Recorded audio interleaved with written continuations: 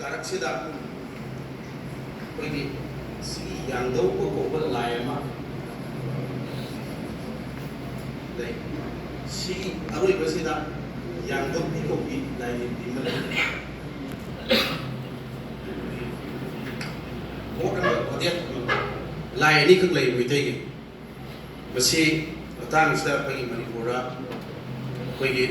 angang pokpat na tala siba ni siba matam da numit lep kasi lau kasi angang poe koi gi aing pung baru gina te ko nongan bagi pung nong na bisi karam matam lep te ni mitai ba society nation si numit thok basi koi gi si upper limb setelah middle limb da lopra ai ba ma dai si ani si uji akoi puthi ko pada di kupai di ising sti they are all middle limb da ne ro la pa kumba kan ba la pa ma tam de upper limb da am shi ne ka gi no hai ba tam da si ani khak che ji ai hajar ke mitai na si gi yang do gi ta tri ma na si mo na ta mi na si ko kai no hai ba tam da upper limb hai ba si kai no hai ba tam da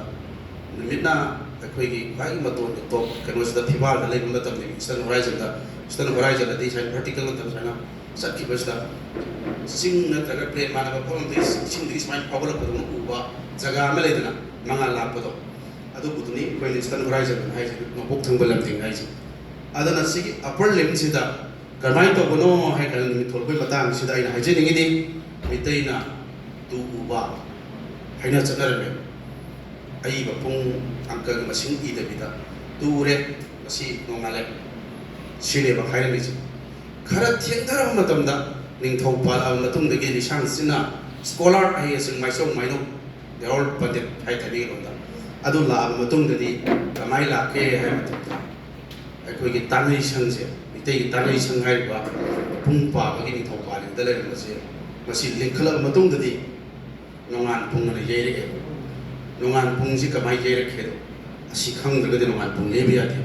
mai tai na han ba da numit thok pa se kari da lorom ge de upper limb da lorom mi ha si ma ya ka mi na se ko na jik da astrology sakala matung vedic astrology ge modern astrology ge ta manipur khupai ge mod sing da di su choi da bi da na middle limb da lore ha si ma jik da inare si ma matami manipur khupai bikup na hom puja lawan kan lai khupai adagi manipuri khupai ka na form special society na form election so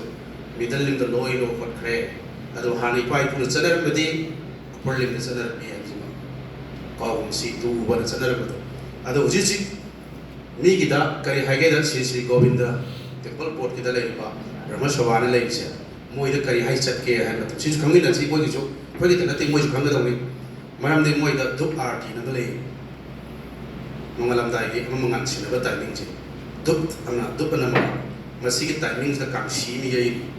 si kang si yai tri gai mi yo po ba ngarang gi bit sing ne kang si yai gra ba nasi gi bit sing ne ba sumaina mitai gi su adum ba kang si yai tri ga mang da adu gi hai ri ba sani bi do lai tri ga mang da mi thau pa le da ngaman pung na yeram me ngaman pung do yeram ba de gi tanai sang le ga pung yeram ba do to pho kar ka da dup rt na dup na ai mai chana bi mu ji chana da bari pu ba mani pu pa stop sunrise na chana ra lai re ko gi thaja de bi da ado akoi gi su hana lai jar mi ya ba do ado ma khammi na ji no wai gi ja bani ado sai di yang asi sidai da yang do ko ba lai na som da lai re yang do gi na som da lai re number 2 lai re bi jina lai re manu pa na som da lai re marak sida kangen maru ni pan hali ni pan si kamai to ge da koi na poros pot patra sauraba kori gi tak kumba ma smile lai ado kangla ge ninji phidi ising ji soga seida than na happy tanai sang hai ro pham sida pung yai ga da ba mi ani sing soka da ba mi ani to ka da ning tho pa le ge da mu khoi se to ro pi ge ta ta mayam ge thorum ji pu han na maram di da bi sem ba pot pu ba kang pot sing ba kai da ko ji moi gi ko thok cha ko pi bai ta ni to moi adu gi da ta lai ro pung thin ba ni ado seida kangla nong jing pukhi se gi sing ji soga ha pa ga koi gi tengo am ka pungup tengo nam khak lai pungup tengo se yetu mokon upik na hulaga madu gi huli baju sa thadar ni थादरकादा इसिंगदले हेक थलपगा सुपलो लुपे सीदा तावरिबा पोरस्पट पात्रसिंग मनु इसिंग पिक्ता नाबे टेकोट अमा सैदा मकुन पिना खुलगा सुम थगलगा टेकोसना सुपलो लुपजे मसी minute कुनिथैगा second कुंथ्रागा माने से टेकोसना लुपगी मतमसे अदोदना हेक लुपगा सिगी यांगदोबो कोबलाइसे यांगदोबी रोंगी माइगेदा लाइबी माइगेदा सी Kangan मरुसी मपाला तक पुछनगने like खुलै थुना सलै मी सिमी अनियम सिनै माते कोचे लुका लुकला अमा मुथक हापि हापगा मु लुपगा मु सी लाई यांगदोबसे लाइबी माइगेदा मुसाइ पुछल निपालक लुप मतमदा लाई अनि से प्रोग्राम थेगनै सी थेगनब मजा से पे को युथक अमाना कवे करमाइना सिगी हाइरिबा मिनिट कुनिथोगा सेकेंड कुथा लुपिसे सी आई ना पुइरसु नत्रगा मसुम मसिंजे निपालक tin चलगसु सिगी हाइरिबा पुंग अहुम दो तागने युथक अमाय बसे इंग्लिश की घरीदा पुंग अहुम मानै अवर मानै अंग पुरिये बियो आई नाइसी मितो तादरे युथक तो कमाई दो सिगी 22 30 into 8 si pung hum tar brang di dio hour nambiraga 03